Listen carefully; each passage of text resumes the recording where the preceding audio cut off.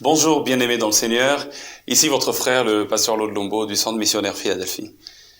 Vous êtes sur le point de suivre un message important pour la marche chrétienne dont le thème est marcher avec Dieu. Dans ce message, vous allez découvrir quelles sont les implications de la marche avec Dieu. Il y en a 4 principalement. Et je vous en dirai pas plus. Je vous demande de suivre afin de tout découvrir. Et dans ce message, vous allez certainement vous reconnecter avec Dieu et ça vous permettra d'avoir la pensée de l'éternité plutôt que de celle du temps. Que Dieu vous bénisse et je vous prie de bien suivre ce message et surtout de le vivre au nom de Jésus. Revêtu de gloire et de puissance et de magnificence, éternel, tu es saint. Dans nos cœurs, tu es. Dans nos cœurs, tu es si précieux. Ton trône est dans les cieux. Ton trône est dans les cieux. À jamais. À jamais. Tu es saint. Tu es saint. On peut le dire une dernière fois. Revêtu de gloire et de puissance et de magnificence. Éternel, tu es saint. Tu es saint. Oui, dans nos cœurs, tu es si précieux. Tu es si précieux.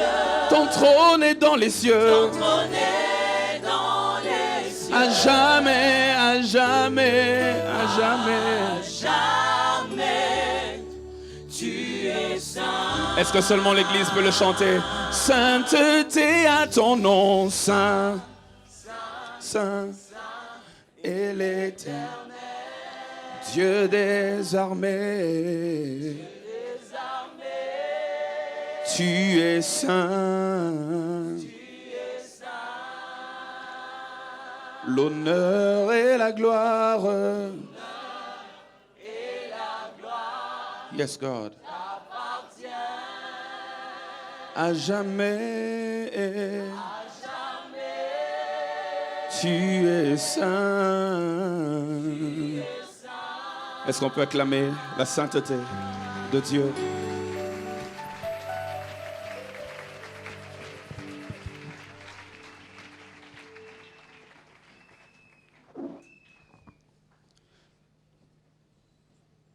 Un grand merci à vous tous pour votre présence. Merci au pasteur Ken pour l'opportunité qu'il m'est donnée ce matin.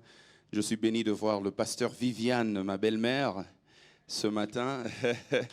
Est-ce qu'on peut acclamer Dieu pour le pasteur Viviane? Ça sonne très bien, ça sonne très bien.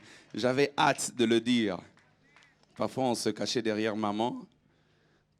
Mais maintenant que c'est officiel, pasteur Viviane. Alléluia. Genèse chapitre 6, verset 9. Genèse chapitre 6, verset 9. Pour ceux qui écrivent, écrivez aussi Genèse chapitre 5, verset 18 à 24. Ce sera là mes 2 textes de base autour desquels nous allons réfléchir sur un thème que je nous propose aussi, puisque nous sommes dans un élan d'écriture, marcher avec Dieu. Marcher avec Dieu. Avant qu'on lise les textes, mon message va être en 4 points. Nous allons parler des généralités de marcher. Nous allons voir bibliquement ce que ça implique. Le deuxième grand point de mon message, dans le deuxième grand point de mon message, nous allons parler de quelques principes sur la marche avec Dieu. Je n'ai pas retenu beaucoup de principes, j'en ai retenu 2. Et dans le troisième grand point, nous allons voir les implications de la marche avec Dieu. C'est là qu'il y a 4 implications. Et enfin, nous allons conclure en parlant du tournant dans la vie d'Enoch. En commençant mon message, j'aimerais faire un petit clin d'œil au pasteur Trésor Fambouami qui, jeudi passé, nous a parlé d'Enoch. Je vais aussi être sur Enoch en prenant une autre direction que celle que lui a prise. Genèse chapitre 6, verset 9, il est écrit « Voici la postérité de Noé Noé était un homme juste et intègre dans son temps. Noé marchait avec Dieu. Genèse 5, 18 à 24. Jéred, âgé de 162 ans, engendra Enoch. Jéred vécut après la naissance d'Enoch 800 ans. Et il engendra des fils et des filles. Tous les jours de Jéred furent de 962 ans, puis il mourut. Enoch, âgé de 65 ans, engendra Méthusélah. Enoch, après la naissance de Méthusélah, marcha avec Dieu 300 ans. Et il engendra des fils et des filles. Tous les jours d'Enoch furent de 365 ans. Enoch marcha avec Dieu, puis il ne fut plus parce que Dieu le prit. Quelqu'un a dit Amen. Frères et sœurs, le verbe marcher dans la parole de Dieu est utilisé 141 fois, 141 dans les Écritures. 141 fois, le verbe marcher est utilisé. Et il est utilisé dans plusieurs contextes différents. Les enfants d'Israël, évidemment, ont marché pour arriver dans la terre promise. Jésus lui-même, en son temps, il marchait pour accomplir sa mission. Le verbe marcher est utilisé de 1001 façons. Mais en connexion avec Dieu, lorsque ce verbe est utilisé en connexion avec Dieu, il est utilisé de 4 manières et il révèle 4 dimensions de notre relation avec Dieu. Et c'est par là que j'aimerais qu'on commence.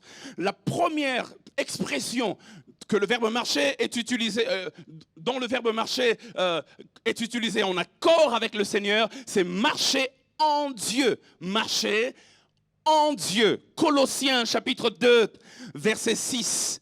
La Bible déclare, ainsi donc, vous avez reçu le Seigneur comme vous avez reçu le Seigneur Jésus-Christ, marchez en lui. Marcher en lui, en connexion avec Dieu. La première dimension du verbe marcher, c'est marcher en Dieu. Marcher en Jésus, marcher en lui. Et dans l'épître aux Colossiens, Paul démontre que Christ est la tête et que nous sommes le corps. Et quand il nous demande de marcher en lui, il s'agit ici de dépendre de Dieu qui est la tête. Marcher en Dieu emmène une notion de dépendance à Dieu. De la même manière que la tête imprime le mouvement du corps, c'est de la tête que viennent toutes les impulsions pour faire marcher le reste du corps. Il nous faut donc dépendre de Dieu et il nous faut marcher selon les impulsions, les révélations qui nous viennent de Dieu qui est la tête. Marcher en Dieu vient avec une notion de dépendance à Dieu. Frères et sœurs, vous devez savoir que lorsque nous sommes venus à Christ, nous sommes devenus en même temps indépendants et en même temps dépendants. Indépendants par rapport au monde, libres par rapport au monde, mais dépendants par rapport à Dieu, esclaves de Dieu. Marcher en Dieu relève la notion de dépendance à Dieu. Mais la deuxième expression, quand le verbe marcher est utilisé en connexion avec Dieu, après marcher en Dieu, deuxièmement, c'est marcher devant Dieu. Et c'est Dieu qui le dit à Abraham dans Genèse chapitre 17, verset 1. La Bible déclare, lorsque Abraham fut âgé de 99 ans, l'Éternel apparut à Abraham et lui dit, je suis le Dieu tout-puissant, marche devant moi. D'autres versions disent, marche devant ma face et sois intègre. Là, je ne te demande pas de marcher en moi. Là, je te demande, nuance, de marcher devant moi. Et il y a plusieurs textes de la Bible qui abordent dans le même sens, qui nous donnent un même son de cloche. Luc chapitre 1, verset 17. Il est écrit, il marchera devant Dieu avec l'esprit et la puissance d'Élie. 1 Samuel chapitre 2 verset 30, il est écrit, c'est pourquoi voici ce que dit l'Éternel, le Dieu d'Israël. J'avais déclaré que ta maison et la maison de ton père marcheraient devant moi à perpétuité. Marcher devant Dieu, de quoi s'agit-il? Dans ce cas, il s'agit de la fidélité. Lorsque vous lisez les contextes des 3 textes que je vous ai donnés, il s'agit de la fidélité à l'alliance et à la mission. Quand on dit marcher devant Dieu, quand Dieu nous demande de marcher devant lui, c'est qu'il est en train de nous demander, c'est synonyme de respecter les clauses de notre alliance avec lui et d'accomplir fidèlement notre mission sur terre. La troisième expression, lorsque le verbe marcher est lié à Dieu, après marcher devant Dieu, c'est marcher derrière Dieu. Là, c'est dans Deutéronome, chapitre 13, verset 4. Et je vais lire dans la version Darby, Deutéronome, chapitre 13, verset 4. Il est écrit, vous marcherez après l'Éternel. Vous marcherez derrière l'Éternel, votre Dieu. Et vous le craindrez, et vous garderez ses commandements, et vous écouterez sa voix, et vous le servirez, et vous vous attacherez à lui. Vous marcherez derrière Dieu, derrière l'Éternel. Cette fois-là, ne soyez pas devant. Oh, ne soyez pas pressés, ne soyez pas devant. Cette fois-là, attendez que Dieu passe devant et vous suivez le derrière. Vous marcherez derrière l'Éternel. Mais qu'est-ce que ça veut dire? Ça introduit la notion de marcher selon le rythme de Dieu. Ne sois jamais devant la colonne de feu, ni celle de nuée, mais il faut marcher derrière. En d'autres termes, quand la colonne va à gauche, tu vas à gauche. Quand la colonne va à droite, tu vas à droite. Marcher derrière Dieu veut dire suivre les mouvements de Dieu avec fidélité. Comme un serviteur, marcher derrière Dieu veut dire copier les mouvements du maître. Ne pas aller à gauche alors que lui va à droite. C'est lui qui montre la voie et nous suivons ses traces. Alléluia. Ça me rappelle un peu sur les traces de Christ. Nous suivons ces traces. Lui, il est devant. Il laisse des marques sur le sol. Et nous regardons et nous copions et nous suivons. Nous sommes un tout petit peu en train pas un tout petit peu, nous sommes vraiment en train de le suivre à la lettre. Et la quatrième expression, et c'est celle qui m'intéresse en ce dimanche matin, c'est celle sur laquelle j'aimerais m'appesantir à partir de maintenant. Marcher avec Dieu. Et nous l'avons vu dans les deux textes que nous avons lus tout à l'heure, dans Genèse chapitre 6, verset 9. Cette expression est utilisée 2 fois seulement dans les Écritures. Il s'agit de Noé dans Genèse 6, 9. La Bible déclare que Noé marchait avec Dieu. Mais avant Noé, le tout premier individu de qui il est dit, noir sur blanc, qu'il marchait avec Dieu, c'est Enoch. Dans Genèse chapitre 5, verset 22, on dit qu'Enoch marcha avec Dieu et on le répète au verset 24. On affirme que Enoch marcha avec Dieu. Alors, marcher avec Dieu, ça implique quoi? Avec Dieu, c'est une notion d'amitié avec Dieu. C'est une notion de communion avec Dieu. Marcher avec Dieu, c'est une notion d'intimité avec Dieu. Est-ce que je parle à quelqu'un aujourd'hui? Communion avec Dieu, amitié avec Dieu, intimité avec Dieu. Et on va le voir durant le développement de mon message. Mais j'aimerais parler de 2 principes tirés de la marche avec Dieu. Sur la marche avec Dieu, quand j'ai lu les Écritures, j'ai pu mettre en exergue 2 principes importants pour quiconque marche avec Dieu. Le premier principe, c'est que celui qui marche avec Dieu devient toujours une marque de distinction. Celui qui marche avec Dieu devient toujours une marque de distinction. Le temps me manquerait de lire toute la généalogie de Genèse 5. Et je bénis Dieu parce que nous l'avons lu déjà il y a jeudi passé avec le pasteur Trésor. Alors j'aimerais juste épingler quelques versets, mais les versets que j'épingle, c'est simplement pour nous donner un leitmotiv, une sorte de répétition d'une certaine phrase. Dans la généalogie de Genèse 5, au verset 5, on dit « et il mourut ». Au verset 8, on répète « et il mourut ». Au verset 11, on le dit encore « et il mourut ». Au verset 14, on le répète encore « et il mourut ». Verset 17, pareil. Verset 20, pareil. Verset 27, pareil. Verset 31, pareil. « Et il mourut, et il mourut, et il mourut, et il mourut ». Tel est venu. Il a vécu autant d'années. Il a eu autant d'enfants, et il mourut. Son enfant, quand il est venu lui aussi, il a vécu autant d'années. Il a eu autant d'enfants, et il mourut. Et ainsi de suite, ils moururent tous. J'espère que ma conjugaison est bonne. Ils sont tous morts. Voilà, c'est plus facile. Mais Enoch s'est distingué. Au sujet d'Enoch, il est dit de lui, au verset 24, au lieu de dire « et il mourut », la Bible dit non, « et il ne fut plus parce que Dieu le prit ». Ce qui suggère qu'il a été enlevé sans connaître la mort. Tout le monde est passé par la mort, mais celui qui marchait avec Dieu est devenu une exception à la règle, une marque de distinction. J'aimerais dire à quelqu'un, peu importe les fléaux qui frappent cette génération, auxquels tout le monde est soumis, quand tu marches avec Dieu, il fait de toi une marque de distinction. Et Noé a marché avec Dieu. En quoi s'est-il distingué? Dans une génération où tout le monde est mort lors du déluge, lui a été distingué. Lui qui avait marché avec Dieu a été épargné. J'aimerais dire à quelqu'un, il y a des bénéfices attachés à la marche avec Dieu.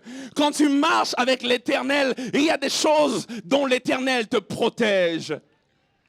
Il te distingue dans ta génération. Et ma prière est que, parce que tu décides ce matin de marcher avec Dieu, qu'il te distingue dans ta génération, qu'il te distingue dans ta famille, qu'il te distingue dans ton lieu de travail, qu'il te distingue dans ton église, qu'il te distingue dans ce pays, qu'il te distingue partout au nom de Jésus. Par extension, puisque nous sommes en train de parler d'une généalogie dans Genèse 5, par extension, j'ai vu quelqu'un d'autre qui a marché avec Dieu, même s'il n'est pas dit de lui directement qu'il a marché avec Dieu, mais c'est clair qu'il a marché avec Dieu lorsqu'on regarde sa vie. Et cet homme aussi s'est distingué. Il s'agit cette fois-là de Jaébet. Et pasteur Christian, ainsi que plusieurs autres orateurs nous ont bénis avec Jaébet durant les cultes matinaux il y a 1 ou 2 mois. Jaébet, dans 1 Chronique chapitre 4, versets 9 à 10, dans le contexte des généalogies, il a été distingué car il marchait avec Dieu. Il s'est distingué de la liste. Versets 9 et 10, la Bible déclare, et Jaébet fut honoré comparé à ses frères, car il marchait différemment. Et il a fait une prière en 4 dimensions. Et Dieu a exaucé sa prière et Dieu l'a distingué. Pour tous les autres, on citait leur nom et on passait. Mais quand on est arrivé au nom de Jaébet, on a marqué une pause et l'Esprit de Dieu a raconté son histoire. J'aimerais dire à quelqu'un, il est donné à tous de faire partie d'une liste, mais il n'est pas donné à tous de se distinguer de la liste. Seuls ceux qui marchent avec Dieu peuvent se distinguer de la liste. David, dans la généalogie de Matthieu, chapitre 1, versets 6 à 9. David, il est de réputation correcte, qu'il a aussi marché avec Dieu dans son temps. Et il s'est distingué. Dans Matthieu 1, 6 à 9, dans la portion du verset 6 au verset 9, on est en train de citer différents rois d'Israël. On dit que il y a eu David comme roi. David engendra Salomon. Salomon engendra Roboam. Roboam engendra celui-ci. Celui-ci engendra celui-là. On est en train de citer différents rois du verset 6 au verset 9. Abraham n'était pas roi, mais je dis bien du verset 6 au verset 9, dans cette généalogie, on cite différents rois d'Israël à partir de David. Mais alors qu'on cite différents rois, le seul à qui on donne le titre de roi, c'est David. C'est bizarre. La Bible déclare Isaïe ou encore Jessé engendra David. Point. La phrase qui commence dit et le roi David engendra Salomon. J'aurais voulu qu'on dise le roi David engendra le roi Salomon. J'aurais voulu qu'on disait le roi Salomon engendra aussi le roi tel et le roi tel engendra aussi le roi tel. On cite différents rois, mais le seul à qui on donne le titre de roi, c'est David. Comme pour dire, il peut y avoir plusieurs rois, mais dans l'assemblée des rois, celui qui s'est distingué de tous les rois, ma prière est que Dieu te distingue dans ton domaine. Il est possible que tu sois peintre, mais j'aimerais que lorsqu'on parlera de la liste des peintres, qu'on dise, il y a peintre et peintre, mais le peintre des peintres, alléluia, que Dieu fasse de toi une marque de distinction. Je disais, quand on marche avec Dieu, on devient une exception à la règle. On devient une marque de distinction. Et le deuxième principe, avant de passer dans les implications de la marche avec Dieu, le deuxième principe que j'aimerais partager avec nous en ce dimanche matin, c'est qu'en ce qui concerne la marche avec Dieu, il y a 2 types de personnes. Il y a 2 types de chrétiens. Il y a les Noé et il y a les Enoch. Les Noé et les Enoch. La Bible dit de Noé clairement qu'il marchait avec Dieu. Et la Bible dit d'Enoch clairement, il marchait avec Dieu. Mais une lecture minutieuse, lorsque nous ouvrons nos yeux spirituels et que le Saint-Esprit commence à nous faire voir certains détails, on se rend compte qu'il y a une différence monumentale entre Noé et Enoch en ce qui concerne la marche avec Dieu. J'aimerais qu'on me remette le texte de Genèse chapitre 5 sur l'écran. Ça me coûterait beaucoup d'aller chercher dans ma Bible et de revenir sur la prédication. Mais s'il est possible de me mettre cela sur l'écran, ça me faciliterait la tâche. Ou si ce n'est pas possible, je vais me servir moi-même. Dans Genèse chapitre 5, voilà, merci. La Bible déclare à partir du verset 22. La Bible dit ceci. Enoch, 21, Enoch, âgé de 65 ans, engendra Méthusélah. Verset 22, la Bible déclare, Enoch, virgule, écoutez bien le détail, après la naissance de Méthusélah, pas avant, après la naissance de Méthusélah, marcha avec Dieu pendant combien d'années? Pendant 300 ans, et il engendra des fils et des filles. Et tous les jours d'Enoch furent de 365 ans. En d'autres termes, les 65 premières années de sa vie, il n'avait pas d'enfant et il ne marchait pas avec Dieu. À la 65e année, c'est ce que la Bible déclare, il engendre son fils Méthusélah. Et la Bible déclare, quand son fils Méthusélah est né, Enoch a marché avec Dieu depuis ce moment-là pendant 300 ans. Enoch, c'est le cas des personnes. Enoch, c'est le cas des personnes qui se connectent à Dieu après que Dieu leur a donné une bénédiction.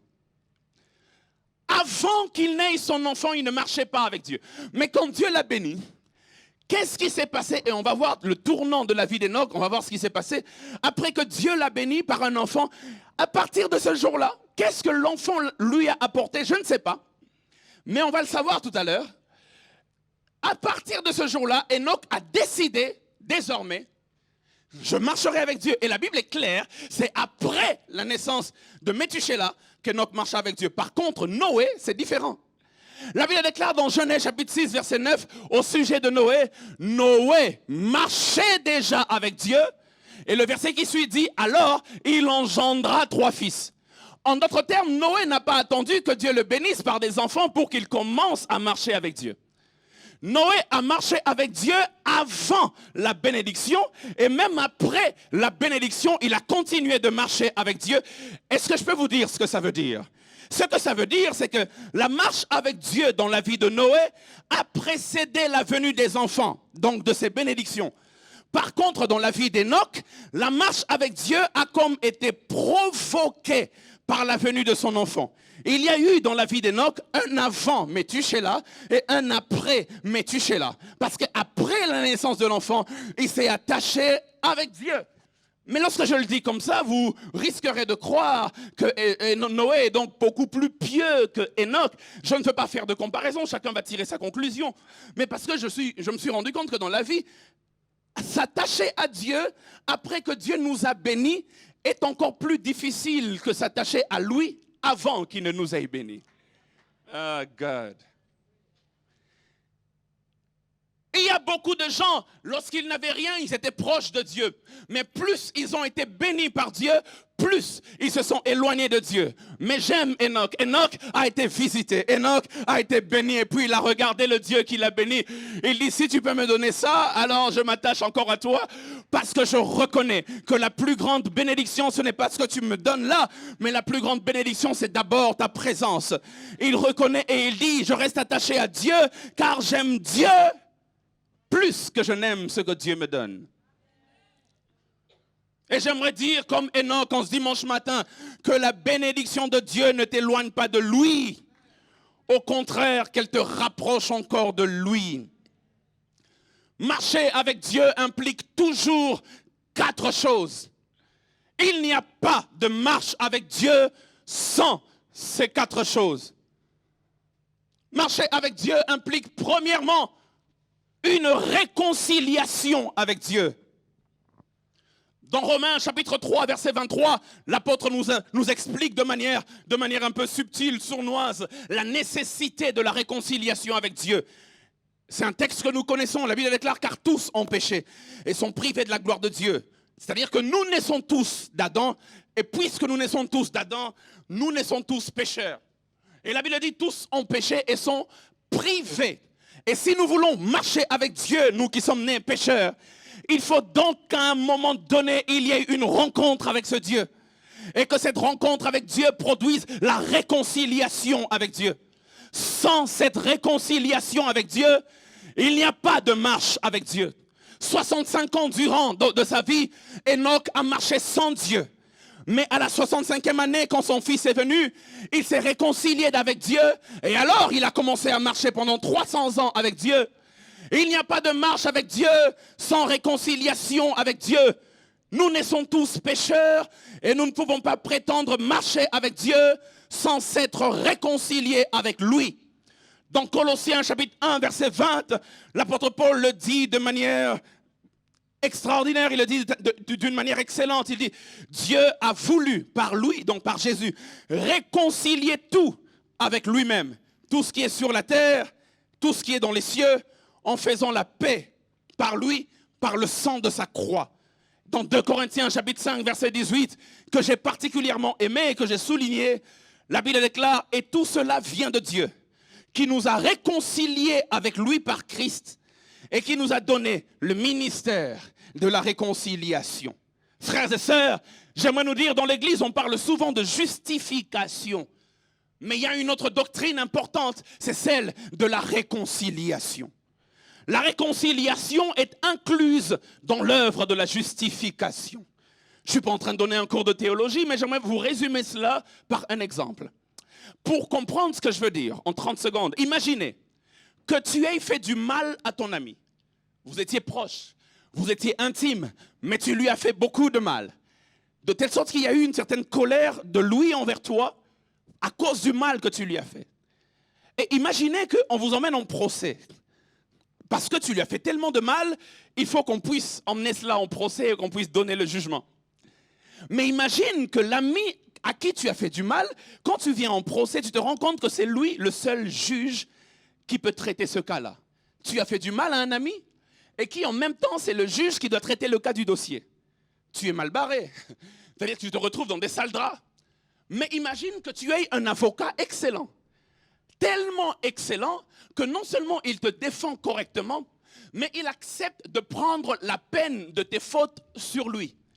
Et il dit, moi je prends sa place afin que lui prenne ma place. Et puisqu'on ne peut pas punir un crime 2 fois, si l'avocat a pris ta place et qu'il a reçu ton châtiment, le juge n'a plus le droit de t'infliger à toi le même châtiment. Et donc le juge est obligé, malgré la rancœur, de te déclarer juste. C'est cela la justification. Quelqu'un a pris notre place afin que nous soyons justes aux yeux de Dieu. Mais vous pouvez quitter le procès en étant fâchés l'un contre l'autre, alors que toi, sur la base légale, tu es déjà justifié. Il peut déclarer juste à contre-cœur. Il m'a fait tellement de mal, mais bon, la loi c'est la loi, tu es justifié. Mais après tu rentres chez toi et lui rentre chez lui, vous étiez amis proches avant, mais vous sortez. L'affaire est close sur le plan légal, mais l'amitié n'a pas repris sa place. Maintenant, imaginez que le juste soit tellement bon, le juge, qu'il soit tellement bon qu'après t'avoir déclaré juste, il dit, bon, Natia Kakanase, de toute façon, Azamasalanga Akala. Et puis il te prend par la main et il t'emmène au restaurant et vous discutez autour d'un verre, vous mangez un repas et vous mettez le passé dans le passé et vous continuez encore votre amitié. C'est cela maintenant qu'on appelle la réconciliation. Il est possible qu'il y ait justification sans réconciliation. Mais ce que j'aime avec notre Dieu, non seulement il nous a justifiés, mais quand nous sommes sortis du procès, il nous a pris par la main, il a dit Yarato Bongisa, et nous avons été réconciliés avec lui. J'aimerais le dire une seule fois pour que vous le compreniez pour toujours. La justification est d'une base légale, mais la réconciliation est d'une base intime. La marche avec Dieu ne peut pas se faire sans réconciliation avec Dieu. Est-ce que je parle à quelqu'un ce dimanche matin? La justification est dans une base légale, mais la réconciliation est dans une base intime. C'est l'étape après la justification. Il n'y a pas de marche avec Dieu sans réconciliation avec Dieu. C'est pourquoi dans Amos chapitre 3, verset 3, il est écrit « Deux hommes marchent-ils ensemble sans en être convenus ?» D'autres versions disent « Deux hommes peuvent-ils marcher ensemble sans s'être mis d'accord ?» Il faut qu'il y ait une réconciliation. Il faut qu'il y ait une entente avant que la marche ne commence. Et j'aimerais dire à quelqu'un ce dimanche matin qui me suit ici à la Puisette, à l'Isanga ou à ISPT, si tu es loin de Dieu, il est possible que ce matin soit le jour de la réconciliation et donc le jour du début de la marche avec Dieu. La deuxième des choses, et je vous préviens tout à l'heure, je vais vous inviter à sortir vos calculatrices. Je sais qu'on n'est pas habitué à venir dans la maison de Dieu avec des calculettes. Mais ne vous inquiétez pas, je sais que vous étiez fort en calcul mental, on va le faire ensemble.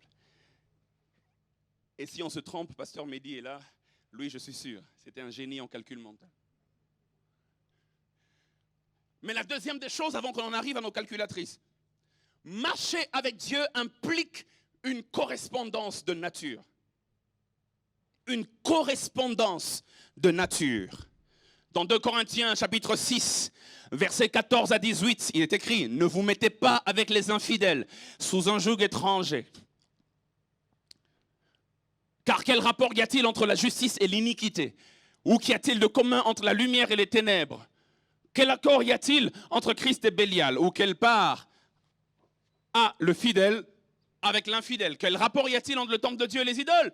Car nous sommes le temple du Dieu vivant, comme Dieu l'a dit. Il dit, j'habiterai, écoutez bien, et je marcherai au milieu d'eux. Je serai leur Dieu et ils seront mon peuple. C'est pourquoi sortez du milieu d'eux et séparez-vous, dit le Seigneur. Ne touchez pas ce qui est impur et je vous accueillerai. Je serai pour vous un père et vous serez pour moi des fils et des filles, dit le Seigneur Tout-Puissant. Marcher avec Dieu implique une correspondance de nature. Dieu ne marche avec nous que dans la mesure où notre nature correspond à la sienne.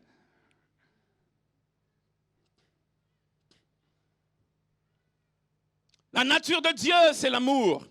La nature de Dieu, on l'a chanté tout à l'heure, c'est la sainteté. Et Dieu ne marche avec nous que dans la mesure où notre nature correspond à la sienne. Dieu est saint. Et si nous voulons marcher avec un Dieu saint, nous devons être saints comme lui. Mais le problème, c'est que nous sommes pécheurs par Adam. Et comme Dieu ne peut pas, parce qu'il faut que nos natures correspondent. Lui, il est saint, nous on est là, en bas, lui il est au-dessus. Saint et nous on est en bas, on est pécheurs.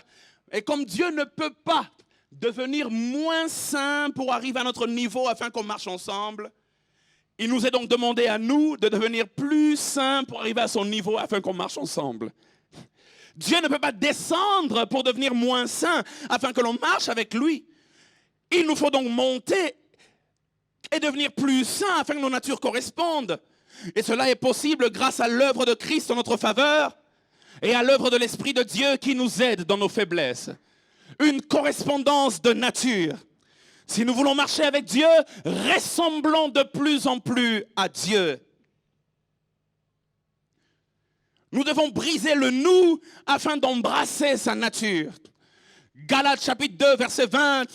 Nous devons atteindre ce niveau où l'on dit, ce n'est plus moi qui vis, mais c'est Christ qui vit en moi.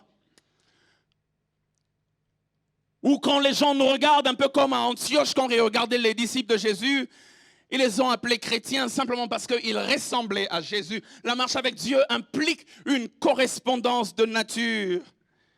La troisième des choses que la marche avec Dieu implique, ça implique que nous devons soumettre notre volonté à la volonté de Dieu. Un petit clin d'œil sur les traces du Christ. Soumettre notre volonté à la volonté de Dieu. Marcher avec une personne d'un commun accord veut dire qu'à un moment donné, s'il y a divergence de volonté, il faut lever une option. Ce n'est pas à Dieu de soumettre sa volonté à la nôtre, mais c'est à nous de soumettre notre volonté à la sienne afin que l'on continue de marcher ensemble. Et Marie le disait très bien dans Luc 1, 38, elle dit « Je suis la servante du Seigneur, qu'il me soit fait selon sa parole, selon sa volonté. » C'est-à-dire, je n'ai plus de volonté propre, Je veux marcher avec Dieu selon le chemin qu'il a tracé, alors qu'il me soit fait selon sa volonté.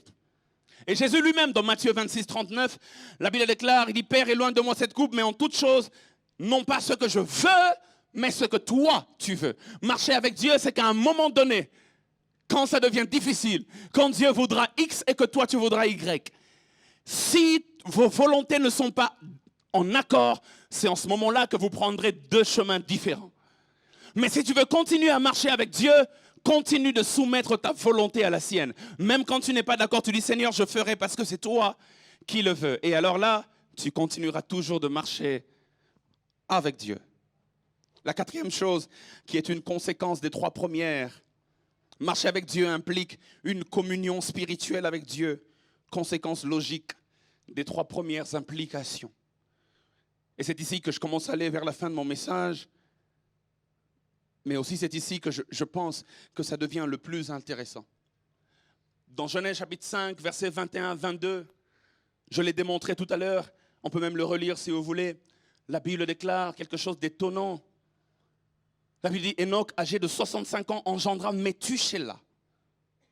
Enoch, après la naissance de Méthusélah, marcha avec Dieu 300 ans et il engendra des fils et des filles. Pourquoi, quand ce bout d'homme né, Méthusélah, fils d'Enoch, Enoch décide, à partir d'aujourd'hui, je vais marcher avec Dieu. Qu'est-ce qui s'est passé? La question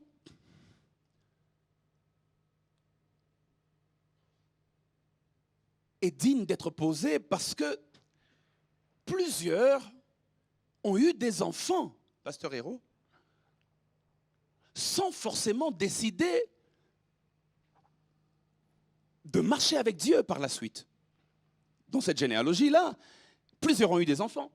Et même aujourd'hui, plusieurs ont des enfants. Mais ce n'est pas parce que tu as un enfant que tu te convertis le jour de sa naissance. Ce n'est pas parce que tu as un enfant que tu décides le jour où il est né, ah, désormais, je vais m'attacher à Dieu. Mais c'est-à-dire que cet enfant a dû apporter quelque chose de spécial. Pasteur Francis, je me suis posé la question, je me suis dit, mais pourquoi, après la naissance de Méthusélah, Enoch décide de marcher avec Dieu? Est-ce que la naissance d'un enfant est nécessairement le facteur déclencheur de la conversion, de la réconciliation avec Dieu? Non. Pas forcément. Écoutez, 65 ans durant, il marcha sans Dieu. Ensuite, il a un enfant. Et depuis l'arrivée de l'enfant, il commence à marcher avec Dieu, et cela pendant 300 ans. Mais qu'est-ce que cet enfant lui a apporté? Cet enfant lui a apporté, et je vais le prouver, une révélation. Une révélation. Parce que ça se voit dans le nom que Enoch lui-même donne à l'enfant. Enoch donne à l'enfant un nom bizarre, un nom que normalement on ne donnerait pas à un enfant. Le nom qu'il donne à l'enfant, c'est Méthusélah. C'est parce qu'on le dit comme ça qu'on ne comprend pas ce que ça veut dire. Mais Méthusélah veut dire, quand il mourra, ça arrivera. Imaginez qu'on vient te dire, maman, oboti mwana, komona enani, komona etangwa kokufa ekoya. C'est bizarre, n'est-ce pas? Méthusélah veut dire, quand il mourra, ça arrivera. Mais Enoch, qu'as-tu vu? Qu'est-ce qui doit arriver quand l'enfant mourra? Enoch, c'est quoi que Dieu t'a dit au moment de la naissance de l'enfant qui t'a donné le droit de l'appeler comme ça? Enoch, comment s'appelle ton fils? Mon fils s'appelle, quand il mourra, ça arrivera. Littéralement, c'est comme ça qu'on l'appelait Méthusélah. Et c'est assez bizarre. C'est assez bizarre. C'est-à-dire que sa mort va déclencher quelque chose. Oh, frères et sœurs, il y a des gens dont la mort déclenche des choses. Et notre sauveur, c'est quand il est mort que le salut nous est arrivé. La Bible déclare, Méthusélah s'appelle quand il mourra. Pas quand il vit, pasteur Christian, mais quand il meurt. Alors ça arrivera. Mais que devait-il arriver le jour de la mort de Méthusélah? Et c'est là que pasteur Mehdi va m'aider avec les calculs mentaux. C'est qu'il devait arriver, maman, c'est le déluge. Écoutez, Enoch engendre Métuséla. Métuséla engendre Jéred. Non, il engendre Lémec. Et Lémec engendre Noé. Métuséla, et avec Noé, le déluge arrive, comme vous le savez. En fait, Métuséla était le grand-père de Noé. Le fils de Métuséla, c'est Lémec. Et le fils de Lémec, c'est Noé. Donc le grand-père de Noé, c'est Métuséla. L'arrière-grand-père de Noé, c'est notre ami Enoch. Maintenant, écoutez, faisons un tout petit peu de mathématiques bibliques. Lisons Genèse chapitre 5, versets 25 à 29, pour commencer. La Bible déclare, Métuséla, âgé de combien? De 187 ans, engendra Lémec. Première information, c'est quand il a eu 187 ans qu'il a engendré son fils qui s'appelle Lémec. Et la Bible déclare, il vécut après la naissance de Lémec 782 ans. Et il engendra des fils et des filles, de telle sorte que le total de sa vie fut de 969 ans. En d'autres termes, si vous tracez une ligne linéaire, et le début de la ligne, 0, donc l'année de la naissance de Métuséla, et la fin de la ligne, 969, l'année de la mort de Métuséla, quelque part un peu vers le milieu, vous descendez un peu, à 187 ans, il engendre Lémec. Maintenant, écoutez ce qu'il est dit sur Lémec. Il est dit, Lémec, lui, âgé de 182 ans, engendra un fils et il lui donna le nom de Noé, en disant, celui-ci nous consolera de nos fatigues. Alors, faisons un petit calcul rapide. Métuséla engendre Lémec, Lémec engendre Noé. Métuséla a vécu au total 969 ans. Il engendre Lémec à l'âge de 187 ans. Écoutez, Lémec engendre Noé à l'âge de 182 ans. C'est-à-dire que quand Noé est né, Métuséla avait quel âge? On va faire le calcul. Pour que Lémec naisse, il a 187 ans. Et Lémec a 182 ans pour que Noé naisse. Donc Métuséla a 187 plus 182, ce qui fait 369 ans le jour où Noé est né. Quand Noé est né, Lémec a 182 ans. Quand Noé est né, le grand-père de Lémec, Métuséla, a 369 ans. Donne-moi un bon amen. Mais maintenant, la Bible déclare qu'il est mort à l'âge de 969 ans. Et s'il avait 369 ans le jour où Noé est né, donc il est mort combien d'années après? Ah, c'est là que le calcul mental devient intéressant. 600 ans après. C'est 600 ans après que Métuséla est mort. En d'autres termes, Métuséla est mort quand Noé avait totalisé 600 ans. Maintenant, j'aimerais qu'on lise un texte. Genèse, chapitre 7, verset 6. La Bible déclare, c'est quand Noé avait 600 ans que le déluge est arrivé. Ça correspond à l'année de la mort de son grand-père Métuséla. Et les mecs, Enoch avait vu ça en avance. Et Enoch a prophétisé, il a dit, quand il mourra, ça arrivera. Et quand il est mort, le déluge est arrivé. Est-ce que je peux avancer en ce dimanche matin? Ce que j'aimerais nous dire, frères et sœurs, c'est que l'année de la mort de Métuséla, c'est l'année où le déluge est arrivé sur la terre. Et Enoch, par révélation, avait vu ça avant. Alors regardez comment ça s'est passé. Pendant 65 ans, il a marché sans Dieu. Mais quand le fils est né, Métuséla, Dieu lui souffle à l'oreille. Tu marches sans moi, tu t'attaches au monde et à ses plaisirs. Mais laisse-moi te donner une révélation. Le jour où ton fils mourra, je détruirai ce monde. Et Enoch a dit, je préfère donc m'attacher à l'éternel qui ne passera pas plutôt que m'attacher à ce monde qui est temporel et passager. Est-ce que je peux avancer en ce dimanche matin? C'est cette révélation qui a marqué la conversion d'Enoch. C'est cette révélation qui a marqué la conversion d'Enoch. La révélation reçue était que le monde qu'il connaissait était passager et qu'il tiendrait seulement selon les années de la vie de son fils. Imaginez que tu as un fils. Moi, je n'ai pas encore de fils. Bientôt. Mais imaginez que... Je prends l'exemple de Johan Matisse parce que c'est le plus proche de moi en termes d'enfants.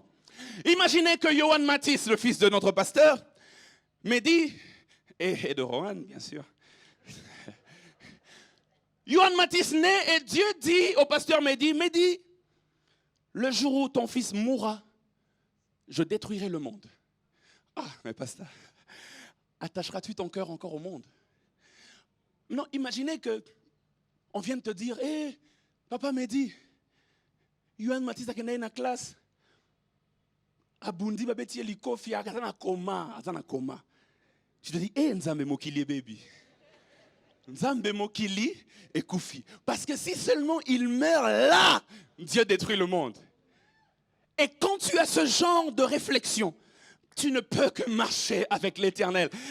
J'aimerais dire à quelqu'un, le monde tel que nous le voyons est passager.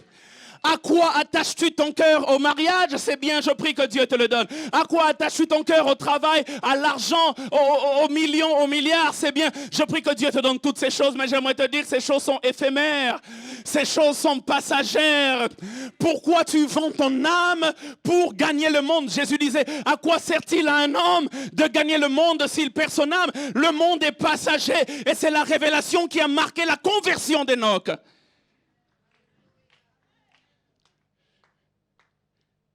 Dans 1 Corinthiens 15, 19, Paul dit, si c'est dans cette vie seulement que nous espérons en Christ, nous sommes les plus malheureux de tous les hommes. Pourquoi vendre ce que tu as de plus précieux pour Gucci, pour Versace, pour iPhone, pour iPad? Pourquoi vendre ce que tu as de plus précieux pour une voiture, pour une promotion, pour un poste au niveau de l'État? Pourquoi vendre ce que tu as de plus précieux pour des choses, tu les auras pendant combien de temps? 5 ans, 10 ans, 20 ans? Et même si tu vis 100 ans, mais après les 100 ans, où iras-tu? Le monde est passager, marche avec Dieu. Marche avec Dieu. Et j'aimerais finir en citant l'apôtre Pierre. L'apôtre Pierre dans ses épîtres. Je dois confesser que je faisais une étude sur Pierre. Pierre avait une notion de l'éternité comme rarement les disciples de Jésus l'ont eu. Enfin, ils l'avaient tous, mais ce qui transparaît dans les épîtres de Pierre est encore plus fort. Pierre, j'aimerais citer 3 textes qui marquent la révélation de Pierre par rapport à l'éternité. Dans 1 Pierre 2,11, il commence par nous dire, bien-aimés, je vous exhorte comme étrangers et voyageurs sur la terre. La terre n'est pas à toi, ça ne t'appartient pas, tu es étranger, tu es voyageur sur la terre. Tout ce que tu as amassé, tu le laisseras sur la terre. Même si on va t'enterrer dans des habits, je ne sais pas comment, mais tu laisseras tout ça quelque part à Benseke. La terre, il faut marcher sur la terre comme un voyageur, comme un passager.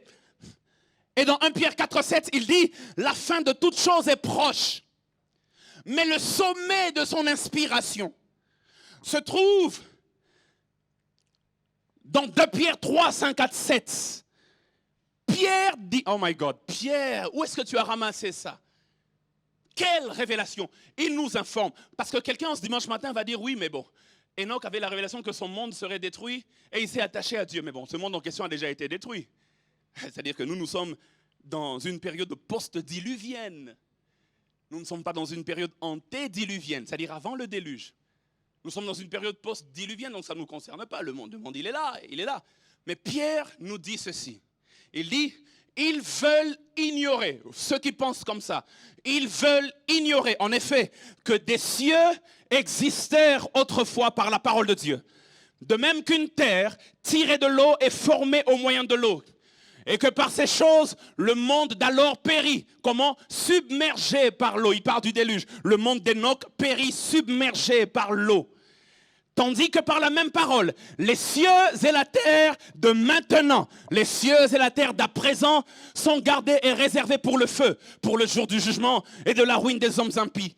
Si Dieu a révélé à Enoch que le monde qu'il connaissait allait périr par les eaux, Dieu nous parle aujourd'hui par la bouche de Pierre que le monde que nous connaissons va périr par le feu. Après le baptême de l'eau, il y aura le baptême de feu du monde. C'est pourquoi j'aimerais te dire, je te souhaite de prospérer à tous égards, de construire autant d'immeubles que tu veux. Mais après tout ça, ou même au milieu de tout ça, n'oublie pas que tout ça est passager. Et que le plus important, c'est d'attacher son cœur à Dieu. Le monde de maintenant, tel que nous le voyons, sera détruit par le feu. Et beaucoup de gens disent que même avec toute l'acquisition des armes nucléaires, il y aura une guerre nucléaire, le monde sera en feu et sera complètement détruit. Peut-être que c'est de ça que ça parle prophétiquement, apocalyptiquement. Peut-être que c'est de ça que ça parle, mais peu importe, le monde tel que nous connaissons la Bible déclare sera rasé entièrement par le feu.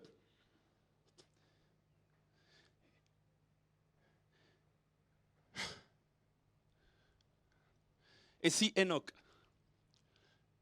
ayant reçu la première révélation, la destruction du monde par les eaux, a décidé de marcher avec Dieu, il serait sage de notre part, ayant reçu la deuxième révélation, similaire, mais cette fois de la destruction du monde par le feu, d'attacher nos cœurs à Dieu et de marcher avec lui. Que Dieu vous bénisse en ce dimanche matin. Que Dieu vous bénisse.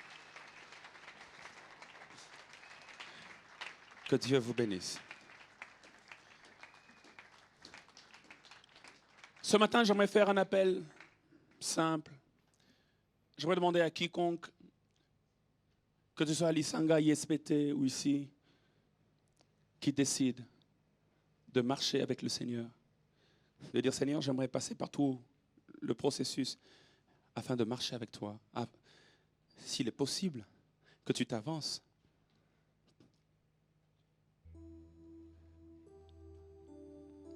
Afin que l'on prie. S'il est possible que tu viennes. Que Dieu te bénisse, toi qui viens. Aujourd'hui peut être le premier jour d'une nouvelle vie.